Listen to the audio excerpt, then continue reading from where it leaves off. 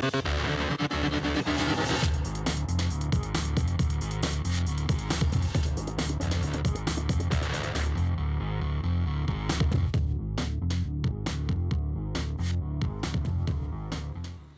are back for another episode of SJHL Insider. Thank you so much for joining us. My name is Jeromy Corrigan, and it is a pleasure to have you as always. And our SJHL Insider is presented by SGI, and of course, all of our great sponsors: Chevrolet, Capital Auto Mall, Great Western, Cantera Seeds, RBC, SaskTel, SGEU, Direct West, Saskatchewan Construction Safety Association, Tourism Saskatchewan, and Young's Equipment. We got lots to get to. On this week's edition of SJHL Insider, we will be joined by the play-by-play voice of the undefeated Battlefords North Stars, Marty Martinson, later on in the show. Looking forward to chatting with Marty and getting the insight. I kind of alluded to it there, but there is only one undefeated team left. But before we get into that, of course, we have to bring in my co-host, our good friend Clark Munroe. Clark, how are we doing today? Doing great. We had a really interesting last 24 hours here. I'm sure we'll get into that. I would say last 48 hours. Well, for you, yeah, you got into it a little bit more than I did. Oh, I just meant with the games going on in the league. Going on, but yes, lots of games going on in the league. Lots of hockey. Lots of interesting results. But I'm sure we'll definitely get into that moving forward. Yeah. So I guess without further ado, do you want to get right into it? This is your feature. You were the one that came up with this, so I'm never going to introduce it. You are going to introduce it. Sounds good. You ready for it? Yep. All right, let's get into it. It is time for the hat trick. I'm just going to have a big grin on my face every time that comes I know you up. are. I love it. So topic number one, we're going to have a look back at a busy last, like Jeromy said, 48 hours with a look back, first off, with Tuesday night's games. If we can bring that up. We got 4 games on tap from Tuesday night. A lot of scoring in the top 2, some tight games in the bottom 2. Jerry, you want to run through these? Yeah, and of course, our recap is presented by Sask Lotteries. Flin Flon with that big win, 7-2 over the Melville Millionaires. A very impressive start to their 4-game and 5-night stretch. The Nipawin Hawks came back from a 2-goal deficit in the third period against the Yorkton Terriers, earned a very impressive 7-5 victory over Yorkton. The Notre Dame Hounds came back and won 4-3 over the Melfort Mustangs. They snapped their losing skid. But the big one on that board, as you can see, the Humboldt Broncos are no longer undefeated as the La Ronge Ice Wolves beat the Broncos 3-2.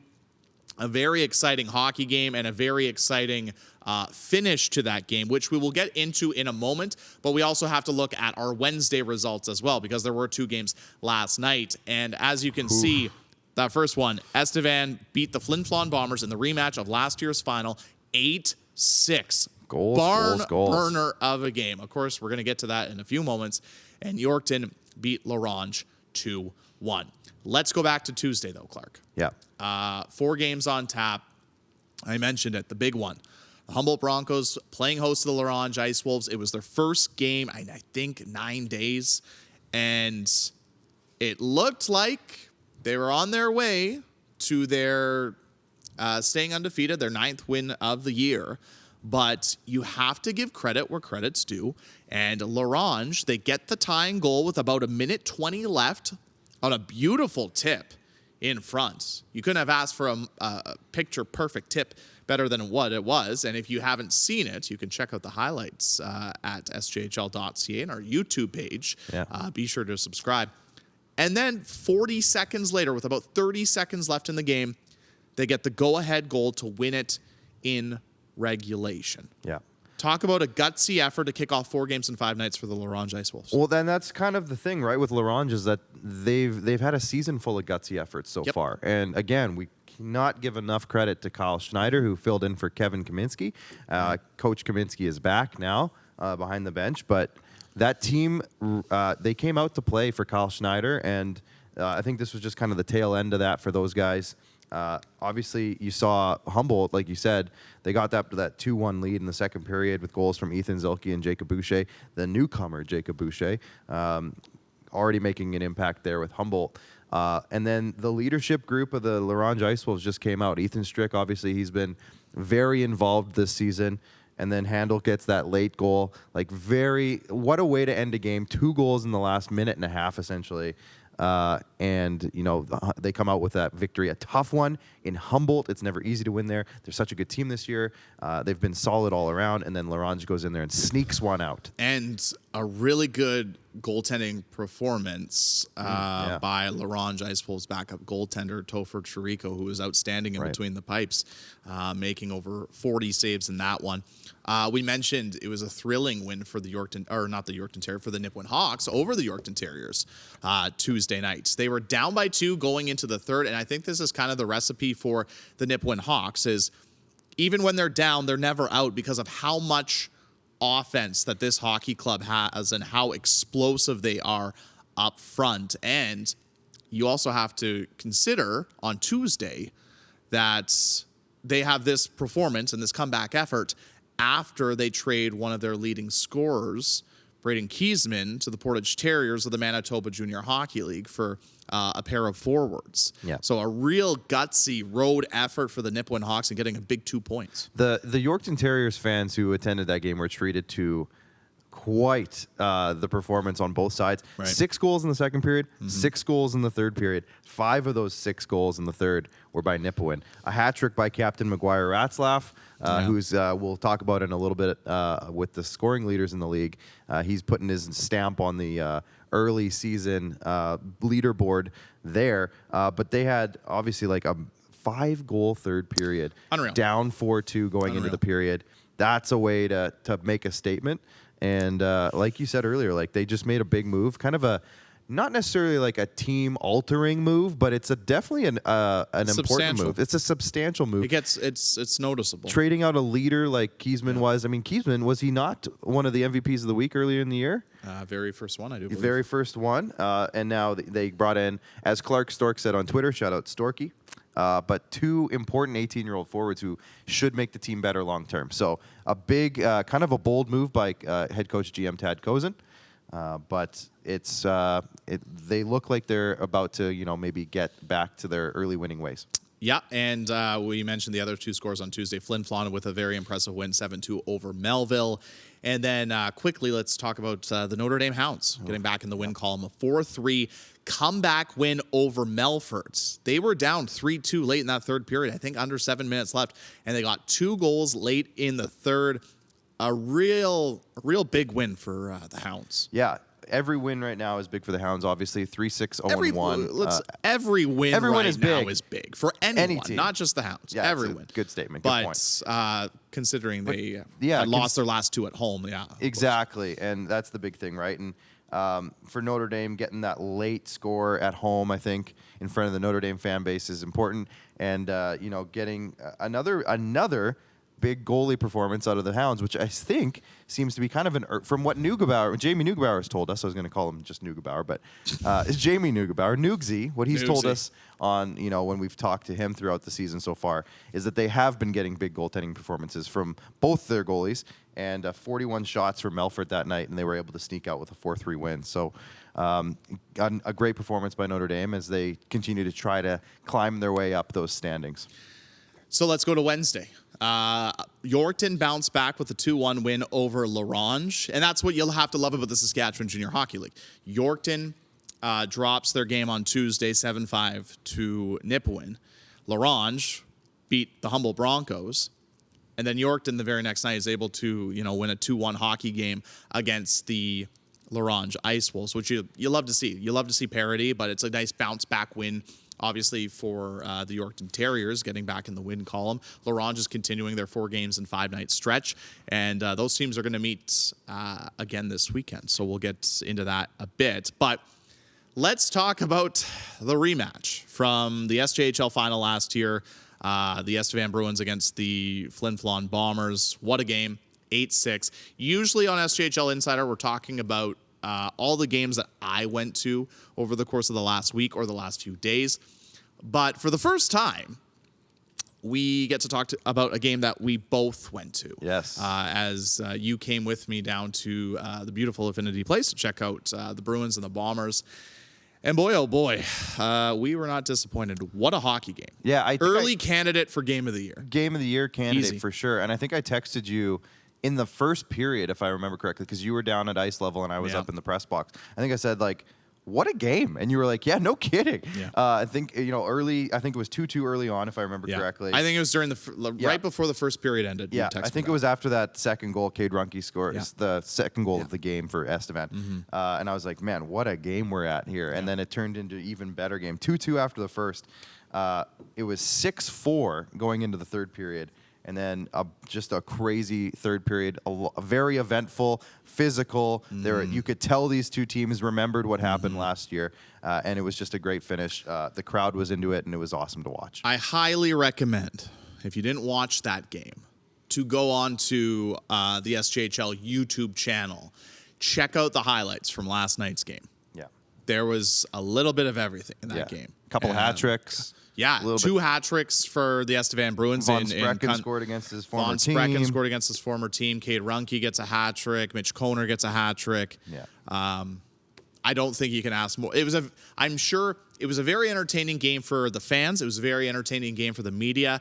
I'm sure the coaches aren't too happy with how that game went. That's one of those games, yeah. It was one of those games. Yeah. But it was very entertaining, and Estevan now pushes their winning streak to 6 games. We're going to get into that into the weekend, but let's move on to topic number quickly. 2. We're going to have a look at the leaderboard in terms of stats.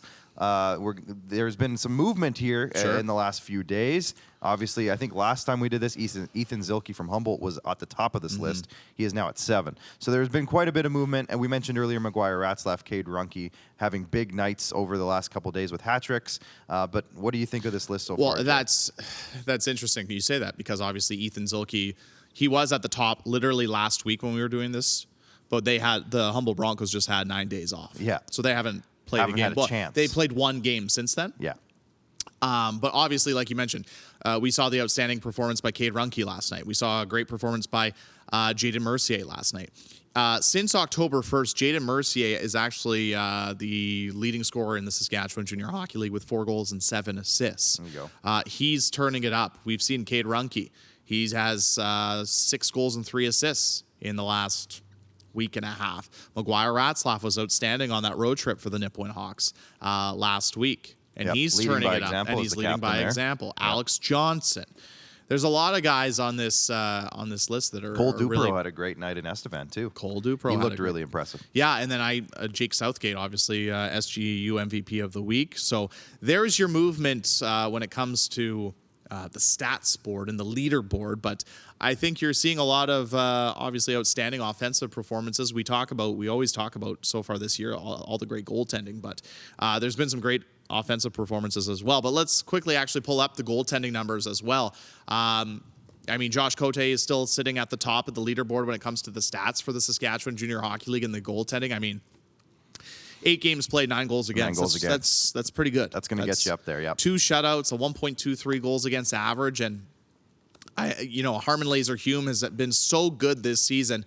And the interesting thing was obviously with Harmon, it's interesting with last night's game. It was an 8-6 game, but you look back at all the goals, and I wouldn't blame any of the goalies on any really of the goals. There were so many bounces in that game. I was talking to our good friend Stephen Turner, who was cutting up the highlights, and he said, did any goals go in off of shots, or were they all bounces off of skates or legs or weird defenseman plays or whatever?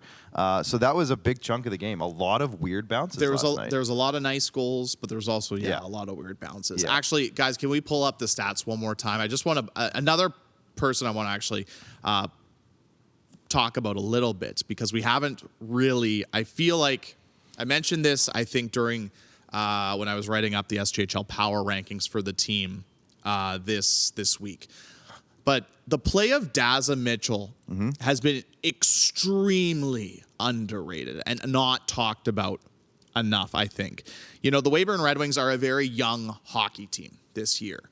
And don't get me wrong, I mean, Daza Mitchell is a young goaltender. But he had a great week last week for the Weyburn Red Wings. He was rock solid in between the pipes against the Nipawin Hawks, and they win that game 3-2 in a shootout.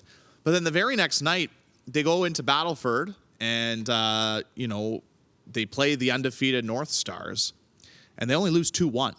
And Daza made I think 40 saves in that hockey game, and he was outstanding for them. And I think for the Wings this year, because they're still a young hockey club, they're going to get better and better as this year goes on. And I think Daz is going to be a huge part of that in between the pipes. And I just think we've talked about the Caleb Allens. You know, we've talked about all these great Josh Kotai. We've talked about them. Dawson Smith. The list goes on and on. Cam Hrdlicka. Yep.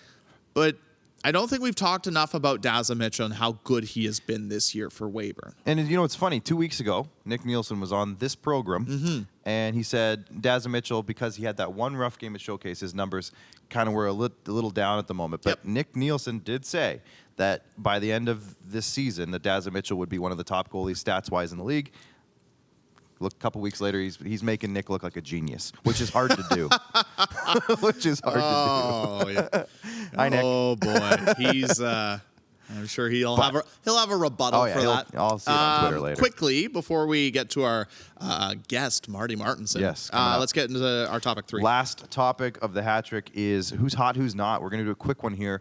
And we're looking at teams right now. Who's hot, who's not. We're going to start with who's not, and I'll let you get into your candidates for who's not. I think the easy answer, I think, for this one, team-wise, right now, just on a result-based, and not like looking at it like a power rankings type of situation. I think the easy one to say is the Melfort Mustangs right now, unfortunately. Yeah. They've lost some tough hockey games. I think they're 0-2-2. 0-2-2 in their last 4 games. Yeah. They've gotten, tough stretch. They lost 2-1 in overtime to Melville in Melville. They lost that game 3-2 to Estevan at home.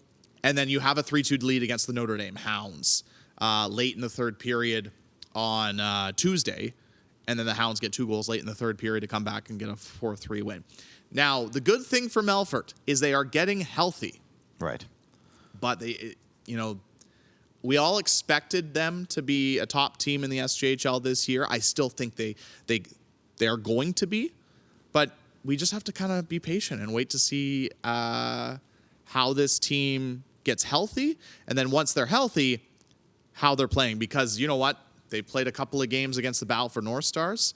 Those have been extremely good hockey games and tight hockey games. Yeah. They played a couple of games against the Humboldt Broncos. Those have also been extremely tight and entertaining hockey games. So they can compete definitely with any team in this league, and I don't think their record is kind of indicative of how they are as a team. They're only a -4 goal differential. Like you said, every game has been tight with and those they have guys. Joel Favreau in between the pipes. The other team I have for not, as of right now, and I think it's, for me personally, it's just because of the lack of hockey games that they've played, because they haven't played that least much. amount of games played in the league. Least amount of games played in the league, and that's the Kindersley Clippers. And it was unfortunate, I think, up in Flin Flon last weekend. They're coming off 11 days off. Flin Flon's playing some really good hockey. They had some new additions, and unfortunately for the Clippers, they get shut out 4-0 in both games. But Logan Falk was unbelievable in those games for the Kindersley Clippers. Turnaround candidates, Kindersley Clippers. Yeah, for sure. And I think this weekend's actually a very big weekend for the Kindersley Clippers with their alumni weekend. Ooh. And I fully expect this team to play great both Friday and Saturday. Friday hosting Estevan, and then Saturday hosting Melfort. So Speaking of I don't want to Estevan. talk about too much about not, because it's early on in the season and whatnot. But but speaking of Estevan, streak-wise, that's why I would say. Speaking of Estevan and streak-wise, yes, who's hot? Estevan. That's easy. I mean, Estevan. They've won 6 in a row. They were 1-6 to start the season. Now they're 7-6. They're at the top of the Viterra division. That being said, they have played the most amount of games. But I mean, we talked about it briefly last night. If they're going to be playing the way they played last night against Flin Flon, they're going to be a tough team to play against. Yeah, because it's not often that Cam Hrdlicka gets beat for 6 goals. And that game in itself was kind of not a good representation, I think, of, like, the score was a little wild. Sure. There was some crazy bounces. Not all of those goals were on Cam Hrdlicka. There was a lot of times where they probably could have scored 3 or 4 more, but Cam Hrdlicka made some crazy 100%. saves. So, look out for Estevan going forward, because right now, they hot. And they got a big weekend. Weekend. They're in Kindersley Friday, and then they are in Battleford on Saturday, which I told you this on the drive home last night. I think it's that game setting up to potentially be a really good one if both Battleford and Estevan win their games Friday night. And of course, the Battleford North Stars are hot. They're 10-0 to start the season. Team. And what a perfect segue to bring in our guest. He is the play-by-play voice of the Battlefords North Stars. That is Marty Martinson. He's got a big smile on his face. What a segue. Marty, how are we doing today? Hey, I'm good. Thanks for having me on there, guys. You know what? We appreciate you making the time to chat with us today. Things are all good in Battleford right now, hey, for the North Stars. I mean, 10-0 to start the season. I mean, what more can you say for the start of this season from your perspective? Like, how unreal has it been so far? That's right. It has been unreal. I think that's a great word for it. You know, you look at this team and what they've been able to achieve here, 10-0. And I actually just wrote up an article on Monday there about kind of that dominant start to the season. And while there is still a little ways to go in the year, as we all know, you can't ask for better than 100% through these first 10 games. First, I guess, month really of the SJ season. And just looking at the North Stars history, I went back in the archives to see when the last time they would have had a kind of 10-0 start would have been, and I couldn't find it. Going all the way back 16 years to the start of the SJ archives on the league site there. The North Stars have never done it, and it's possible this is their best start in their 40-plus year franchise history. So obviously a special group there, and I think as anyone who knows and watches this team knows, like, it's the depth of attack there, and this is really a special group here. A lot of returning guys from last year. What's the vibe around the community with the North Stars right now being 10-0? Because, like, this doesn't happen often. So when it does, it's really special. So, like, what's the vibe in the community surrounding this team right now? That's right. It's a great vibe right now. You know, the Battlefords, they love their hockey. They live for it. And, you know, I was even at the AAA game there last night for the AAA Stars, and they won 5-0. Their big win. And the barn was, I don't want to say packed, but it was a great turnout there. And, of course, North Stars is just next level further. You know, every time you're going out there, people are asking about the team there. Everyone wants to know how the team's doing there. And when they're rolling like they are right now, I mean, it's an electric atmosphere. The ACC is pumping, and certainly it's been some great turnouts there and an electric fan base there. The guys are always asking, or always getting asked, I should say, you know, about the team and all that. So it's been great. You touched on it. You know, one of the big reasons why this team is 10-0 to start the season is just the depth of this lineup. It's unprecedented. Like, you look at, you know, they can roll 4 lines, you can roll 3 D pairings. Is that the strength of this hockey club? Absolutely. Yeah. You know, I don't think it's any secret that this team only seems to get stronger throughout the course of a 60-minute hockey game there. And we're seeing their third period being their best period. Even in their last game, that 7-1 win over Weyburn there on Saturday night. I mean, that was what, a 2-goal hockey game heading into the third period. And then it was just the floodgates open because this team's getting 40 shots a night. They're getting 40-plus a night there. And it really is all 4 lines rolling there. You look at the depth of scoring. Nobody has more players with at least a goal in the league this season. Stars have 16 different guys with at least a single goal on the year. They got 4 different defensemen with at least 2 goals on the year, 5 of them with at least a goal. So it's truly been an all-hands-on-deck performance. You look, Steven Kessling was leading the league in goals there when he was suspended for those 2 games, missed the 2 against Weyburn. Still 8 goals in 8 games for him. Keaton Klein was leading the league there until just these last couple of days with his 9 through his first 10 games. So you got the high-end guys who are scoring right up amongst the league's elite, and you have everybody kind of contributing on all 4 lines, which really leads to some success. And I'm going to jump ahead a little bit here. I did see one of the questions asked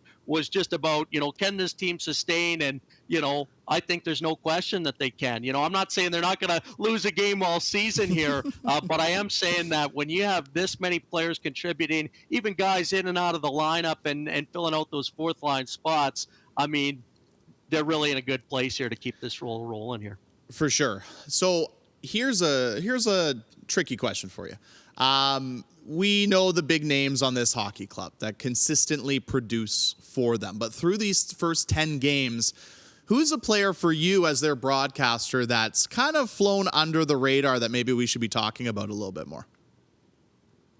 Oh boy, I'm going to tell you right now. I probably can't keep it to one here, but I'll throw Okay, a fair few enough. names out there. Sure. On the back end, I think Jordan Gibbs is right up there near the top of the list. I mean, I had him on as one of our first player profiles of the season, and this guy's just fit in like a glove there next to Tynan Ewart on the back end there, and they look like they played together for 5 years, back there the way they play off each other, and certainly when you got a guy like him back there, I mean, he's already got 3 goals on the season, and he's on the blue line there, first year in the SJHL. So he's one of those guys. He's got size. He plays that gritty style of game, but he also jumps up in the rush. He can generate those points. He plays power play. He can kill penalties. So I think he's one of those guys right up there who, by the season's end, you're going to see him in a lot of those things. Maybe the showcase there, the MJSJ one, who knows? But he's one of those guys who I think is only going to continue to garner more and more of that attention as he goes along this season in his first year. And then up front, you look, I mean, right down the middle of the ice, another one of the first names that comes to my mind is Jackson Allen. This guy paired with Steven Kessling, they've been one of the best duos within this North Stars team as far as the offensive side on the attack there. And he's one of those guys, when I had him on, when we were talking about that, I said, man, it seems like you and Steven just got this chemistry really going. Seems like you guys have been playing together for years. And he said, I think it's because we play such a similar style of game. They're both quick. They play that up-tempo game, and they have a way of finding each other out there. And also, hey, speed is great. Scoring off the rush is great. But these guys are gritty as well, as we've seen in these games there. We saw Allen getting that greasy one there to open the scoring against Melfort a couple of games ago. And then Kessling, the game after that, was set up right back by Allen. So that's certainly another guy that I'd put on the list there. And then right on down the horn. I mean, one guy that I'm still looking forward to seeing as this season progresses, Brad Blake. I mean, he's one of my favorites just as a commentator to watch out there. I always call him the magician because he's got those magic mitts there when he's handling the puck. And I mean, the Stars got him out there centering their fourth line a lot of nights here. So, I mean, you can't say enough about this depth here. And I know I'm going to keep jibber jabbering. You're good. Don't worry. It's a podcast. In there, but yeah, it really is. Yeah, it really is a strong depth of attack here on this group. Well, and you can hear it in your voice. There's a lot to be excited about with this Battleford North Stars team right now. They're 10-0. They're currently on an 8-game homestand. They're pretty much at home for the entire month of October. That does not happen a lot in Junior A hockey. So, I mean, just from the team perspective, they must be thrilled to have like a month-long homestand, essentially. That's right. Playing at home is always great, like you mentioned, and especially when you're feeling good and you're winning Yeah, there. exactly. That's when the fans are all juiced up. So it really couldn't have come at a better time either. And again, just for the Stars team, I mean, you look back at, going to date myself here a little bit, a few years ago in the 2019 season, of course, the North Stars went on to win the championship that year, and they actually ended up ending the season with a heavy road schedule. If you'll remember, I think they had 2 home games the last month and a half of the season, and they ended up ending the season there on like an 11-1 run over their last 12 or so. So this is a group where it's probably going to be a similar style scenario where we're going to have a lot of those kind of road games down the back half of the year. But again, as we know and as we've seen from history here, it's great to have some of those, some of that some of those points, I guess I should say, kind of built up early on in the season. 2 points is good any time of year. So if you can get some of those points banked earlier on in the schedule there, playing at home there, then it just really takes a little bit of a load off there down the stretch drive, and you can kind of start gearing up, knowing kind of where you're going to be in the playoff picture. I got to ask you about Josh Kotai in between the pipes. How unreal has this guy been? I mean, the few games I've seen him, calm, cool, collected, and nothing seems to faze him. What do you see from him? I'll tell you what I see. I see a brick wall when he's standing between the pipes there. It's almost indistinguishable when he's in there. No, but all kidding aside, I mean, he's just the ultimate equalizer there. And he's a guy who I always say on the broadcast too, it's one thing to make the saves, but he's a guy who just absolutely inspires confidence within the whole group, and he really calms the waters there. It's not just that he's making the saves, it's that if you watch his glove hand, and he's one of those right-handed catching goalies, which I used to think was rare till watching the league this year. It seems like every team's got a right-handed goalie there this season, but he's one of those guys, anything in the air, anything on his glove side, sometimes even on his blocker hand side, everything snatched up in that old Venus flytrap of a glove. and he doesn't let anything get out there, and it's that rebound control that really sets him apart there. He's a big body in net, closes down the angles, and guys will take shots on him looking for rebounds, and then they're still looking for him even now. Game's done for 2 weeks, because he just doesn't let anything out. And I think that's a big part of being kind of an elite goaltender, and what sets the elite of the elite in this league apart from kind of even the very good goaltenders is just that ability to kind of calm the waters down there when the team needs a break. You're getting that face off there, getting the reset. And for Cote, I mean, there's nobody better in this league that I've seen as far as just keeping things calm and cool and making those big stops. And we pulled up, just before you got on, we pulled up Cote's numbers so far this year. 9 goals against in 8 games, a 1.2 goals against average. You don't see that often. So when you do, it's really special. I want to get into, we did have some questions come in from Twitter. This one comes from our good friend Nick Nielsen down in Weyburn, and I know this question's been asked to Braden Klamosko a few times, and I know you probably heard it. But how much do you think the familiarity from the team from last year, coming back from this year, I think the Stars had anywhere from 15 to 17 returning players from last year. How do you think that familiarity helps coming back this year, and obviously knowing Braden Klamosko's system?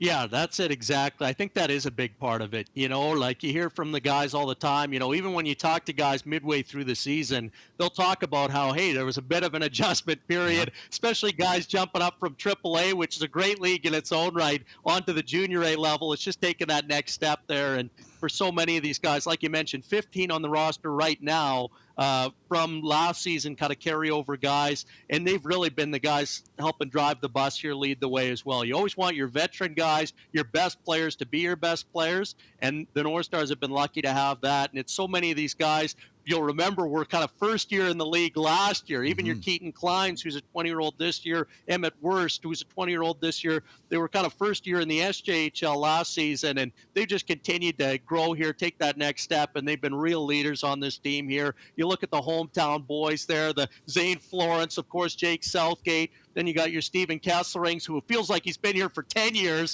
since he was a regular in the league as a 17-year-old with this Stars group, longest tenured North Star now in his 20-year-old season, and he's just picked up. We talked about him with the 8 goals through his first 8 games. So I think that is a big part of it. Guys familiar with the league. And the biggest thing, too, that I got to say about this team, because right from day one of the season when we were coming back, even before I guess the season started, when we were coming back for training camp, I was asking these guys, how does it feel to be back, this and that? And I know every team is tight. I know every team has a great locker room, but this North Stars room is really something special. They're a group of brothers there, and they're really well bonded. And I think a lot of that has to do with kind of that camaraderie built and then carrying over year. And when you see so many guys wanting to come back, wanting to embrace those leadership roles and take on more of those opportunities, it only bodes well for the team. And I think we're seeing that pay off right away here. So it's definitely been a good sign there. And when you have those leaders leading, I mean, that's a good way to set the tone for that next generation coming up. And some of these younger guys saying,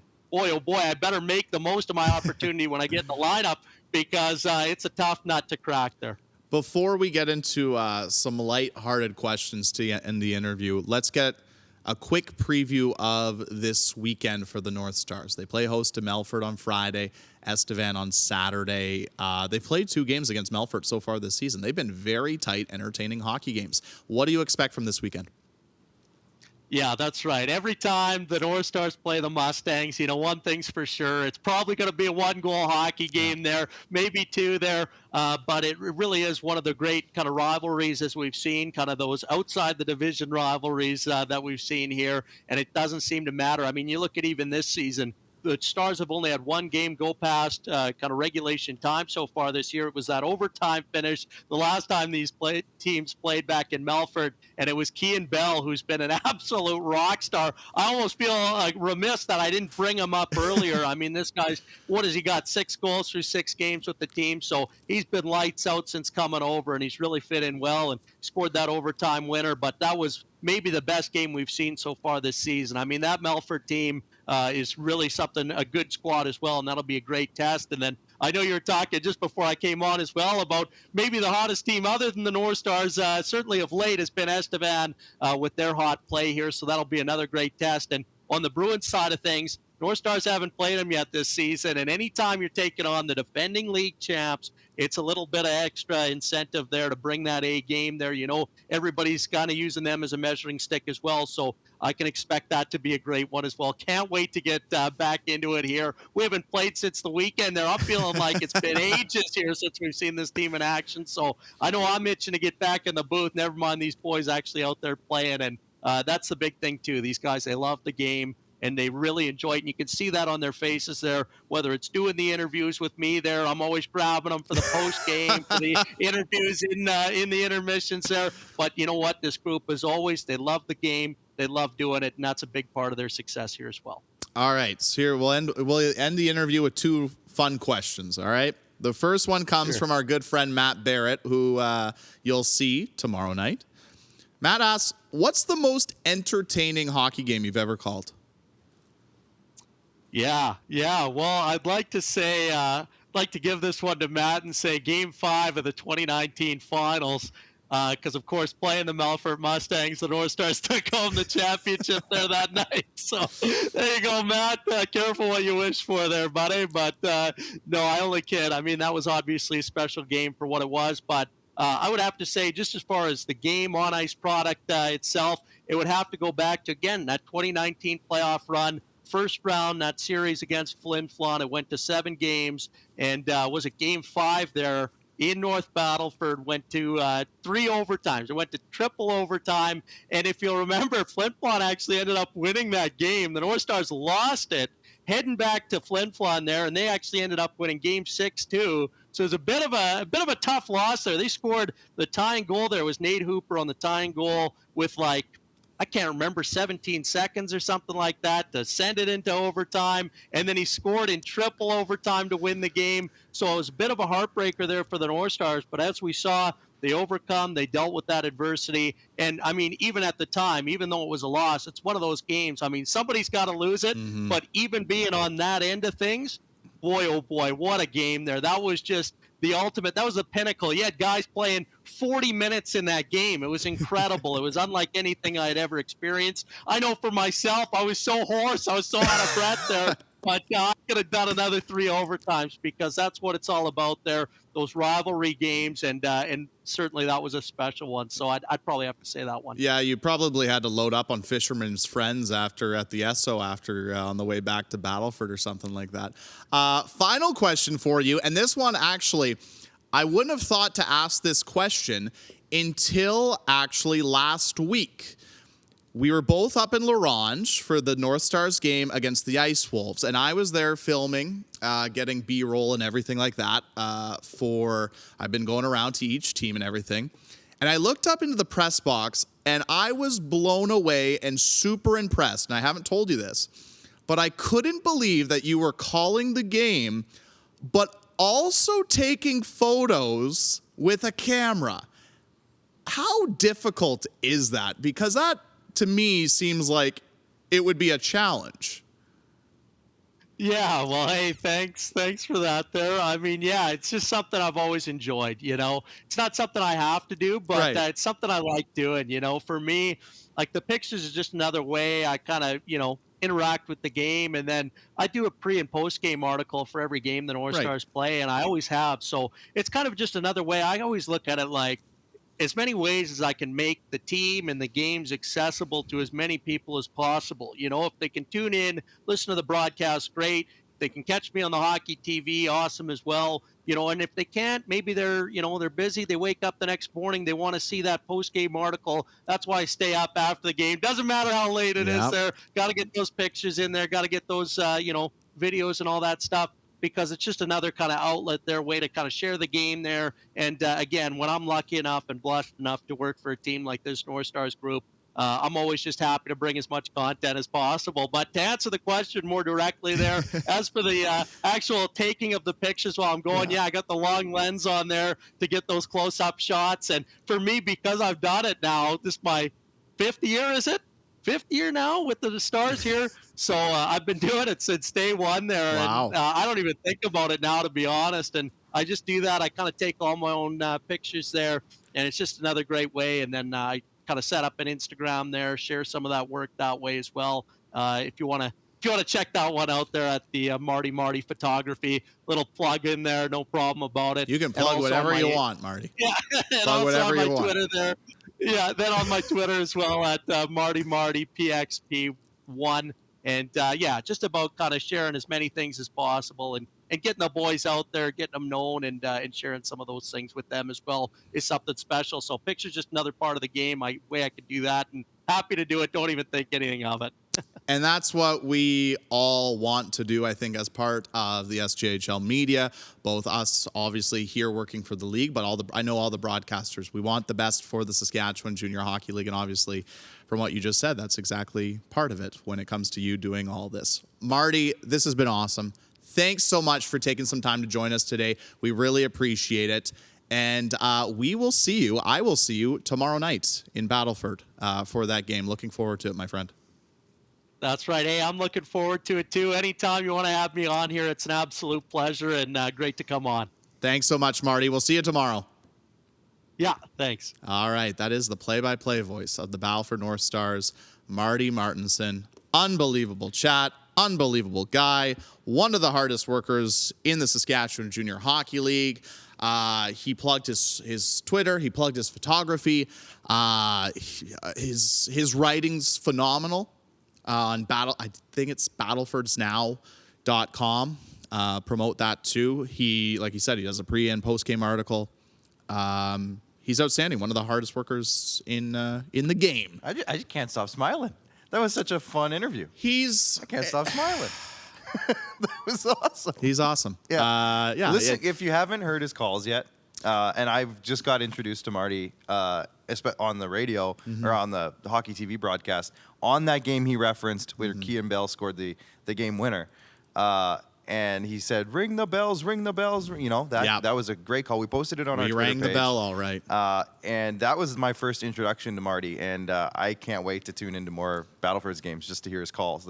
They're great. On top of the games being great, he's just an infectious broadcaster. He does. It's great. And he cares a lot about the North Stars and he cares a lot about the league. And that's why the same way, it's the exact same reason why obviously we're here. You know, we care about the league, we care about the teams, and we want the best for everyone. And Marty shows that. Yeah, for sure. That's great. Great chat. It was a great chat. It flew by, and I just looked at the time, and I couldn't believe that conversation was like 20 minutes. Yeah. It was great, though. It was great. But we kind of teased it with Marty. Battleford has 2 games this weekend. So let's pull up the Friday schedule because we got an off night Thursday in the Saskatchewan Junior Hockey League. But big day. Big day, big weekend. Yes. We got 10 games on tap. 5 games Friday, 5 games Saturday. Larange versus Melville. Nipawin hosts Humboldt. Flin Flons in Weyburn. Melfort against Battleford. That's going to be a big one. Then Estevan in Kindersley. Clark, what stands out for you in this 5-game slate? The Melfort Battlefords. Like that game right there. I want to see if Battlefords can keep this up. First of all, sure. I want to see if Melfort's going to bounce back. Like as we said earlier, they're on a bit of a, not a slide, but a rough stretch of the last 4 games. Well, and even Marty said in that interview that that's a very good Melfort Mustangs team. Yeah. And their record does not show how good of a team they are because Melfort has pushed Battleford in both the games that they played against each other this year. Absolutely. So I want to see that game. I think that might be one of the more marquee ones. Not that the other ones are not downplaying any of the other ones at all, but that one just stands out to me a little bit, especially on the Friday night schedule because, again, there's 5 more games on Saturday.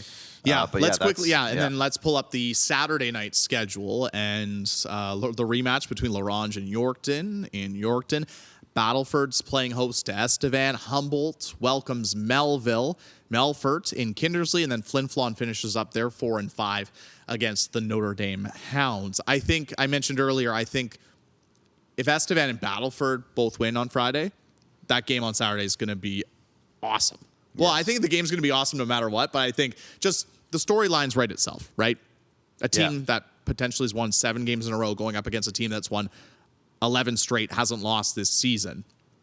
That's one of the more marquee games to start the 2022-2023 season. Yeah, absolutely. But Right. yeah, so that's Obviously, they that's have to take care of business Friday. a couple of hot teams.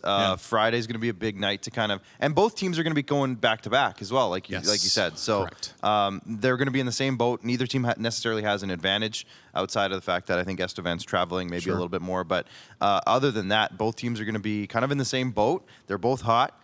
So even if one of them happens to lose on Friday night, it's still going to be a really solid game. Another one I'm really wanting to check in on is maybe Melville and Humboldt. As after the report you kind of gave me after the Melville game the other night, I want to see that team and how they do.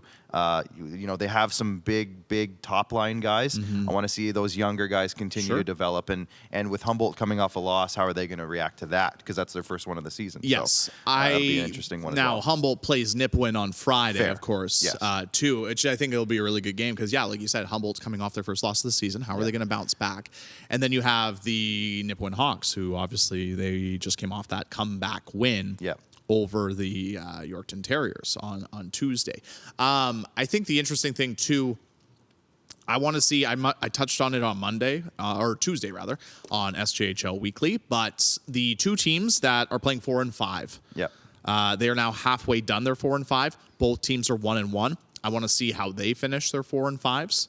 The Flin Flon Bombers are going to play the Weyburn Red Wings on Friday, which is also Weyburn's lone game of the week. They got some much needed rest, which was really good for Weyburn. Coming off 2 back-to-back weeks where they played 3 and 3.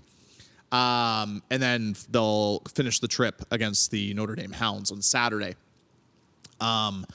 And then for L'Orange, they're in Melville Friday, and then the rematch against Yorkton on Saturday. So I'm really interested to see how those two teams do with their 4 and 5s. They both have the day off today. They both return to action tomorrow. Both teams coming off a loss yesterday as well. And then the other one I kind of teased a little bit too that I'm keeping my eye out for a little bit is my gut says I think the Kindersley Clippers are going to have a really good weekend for Alumni Weekend. It's their 30th anniversary this season. And they have a big alumni weekend celebration taking place, which I'll be there for on Saturday. Looking forward to being back there. And speaking of Kindersley, I mean, alumni. I guess technically I am alumni. You're going home, homecoming for Jared. I wouldn't say homecoming, but it's been 10 10 years, not 1 week. It's been 10 years since I was the play-by-play voice of the Kindersley Clippers. So, there you go. Marty says he dated himself. I just dated myself. Yeah. But I think they're going to have a really good weekend. I do, with the celebrations going on. I think those are going to be easy games to get up for, and I think. Ken Plaquin and company, I think they'll want to get bounced back after that tough weekend up in Flin Flon where they lost both games 4-0. Yeah, I don't doubt it. And you also made a good point. Like Logan Volk's playing good hockey right now. And really good. And they've made some additions. They've brought in some reinforcements in the last week or so. So they're primed, like we said earlier, primed to be a turnaround candidate in terms of getting a few more games under their belt, maybe grabbing a couple of W's along the way, and look out for Kindersley because I don't think they're done yet. They're not going to just lay down. Absolutely. No, and obviously they're in a tough division too with the Humboldt Broncos and the Battlefords North Stars. Clearly they're already pretty far ahead, those two teams, but there's no reason why both Kindersley and Notre Dame can't get back in the race. The season's still young. We're actually probably we still technically haven't hit the 1 month mark of the season. Yeah. Because the season started September 16th. We haven't even hit October 16th. So there's still lots of hockey to be played. And they can easily, both those teams, get back into the playoff race. So, yes, another busy weekend. 5 games Friday, 5 games Saturday. Stay tuned for all the action. If you can't make it out to the local rink, be sure you can catch all the games on Hockey TV. If you can't watch Hockey TV, be sure to catch up on all of the games from Friday and Saturday with our highlights on our YouTube page. And you can, of course, stay up to date with all of our highlights, the news, players of the week, power rankings, articles. What else, Clark? Whatever else we come up with. Whatever else we come up with. Yeah, you everything. can find us on Facebook, as you can see on the screen below. Find us on Facebook. Follow us on Twitter, Instagram, TikTok. Be sure, I think the big one, too, is subscribe to our YouTube channel. That's a big one. It's free to subscribe. Subscribe sounds like you have to pay, but you don't. Just the button. it's like liking. Essentially, it's just like liking. So subscribe to our YouTube channel. That's where we post all of our features, highlights, recaps, all that fun stuff. And you can also actually probably, this is a plug, pardon me, bump my mic. You could also follow me on Twitter as well. That would probably be a good way to stay up to date with some scores and games that I'm at. And it's just at Jeromy Corrigan, my name. There you go. That's an easy way. That's all of our social media. There you go. But one thing that's going to actually be going on our social media here shortly, as we record this on Thursday, is obviously 2 weeks ago. 2 weeks ago? I think so, yeah. Yeah. 2.5 weeks ago? Yeah. It's about that. Time is kind of blended together. 2.5 2 weeks ago. We'll say 2 weeks ago. Let's say 2 weeks. The SJHL Showcase wrapped up. We had a great time at the SJHL Showcase. It was an awesome event. Might have been the best SJHL Showcase to date when it comes to the games, attendance, scouts attending. We've already seen a couple of commitments. We've seen a couple of commitments. So that's important. Etc., etc. Now, we were busy. We did 2 live episodes of SJHL Weekly. We did a lot of post-game interviews with coaches. But we also generated and filmed a lot of content. And our good friend and producer, Jordan, put together a really impressive video kind of encapsulating the vibe and everything. A bit of a glimpse behind the 2022 SJHL Showcase. So before we wrap up today, have a look at this.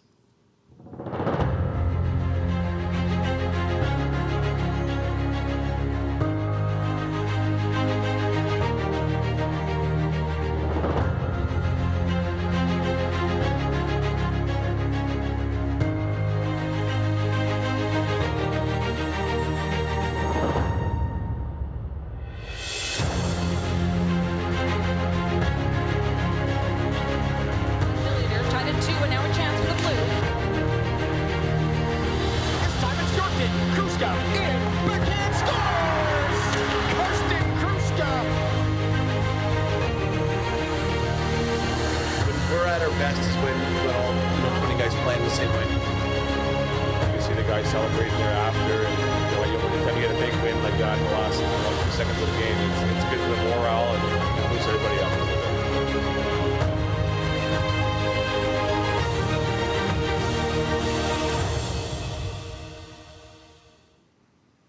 So there you have it.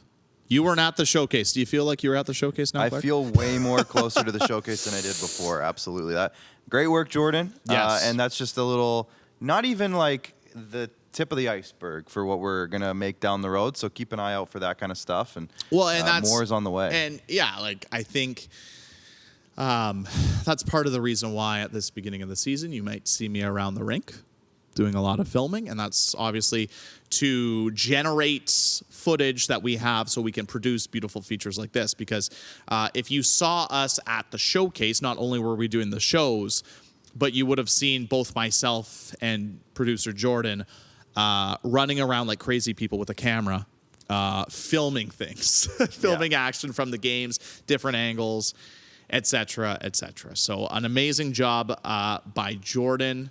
And always an amazing job by Jordan, both producing and directing all of our shows and making sure we have our ducks in a row for our shows. Yeah, he's a big duck. Big duck guy. In a row guy. Yeah, ducks in a row is a big thing. Yeah. Before we wrap up today's show, though, we kind of looked at, we got a view of the schedule for this weekend, Friday, Saturday. What's final thoughts going into this weekend, Clark? Buckle up. Like, it's 10 games in 2 days. All right, I'll buckle up. Yeah, buckle up. Right. 10 games in 2 days. Like, there's going to be so much action going on. And then we have a couple of days to decompress. No games on Sunday and no games on Monday. So make sure you're tuning into SJHL Weekly on Monday, the live broadcast on all of our social media channels, because there's going to be so much to go back over and just kind of get a good recap of those 10 games. It's going to be a lot to keep a grasp of, but it's going to be an exciting weekend. So many storylines. We talked about them going into these games. It's going to be a lot of fun. A lot of great hockey on tap this weekend across the Saskatchewan Junior Hockey League. Like Clark mentioned, 5 games Friday, 5 games Saturday. It's going to be a busy night at the rink for sure. So if you can, check out some of the games in your community. It's going to be a great weekend of hockey. If you can't make it, be sure to subscribe to Hockey TV, and you can check all the games out on Hockey TV. If you can't check them out on Hockey TV, of course, you can check out, if you want some updates on the games, of course, you can follow all the teams on social media, on Twitter and Facebook.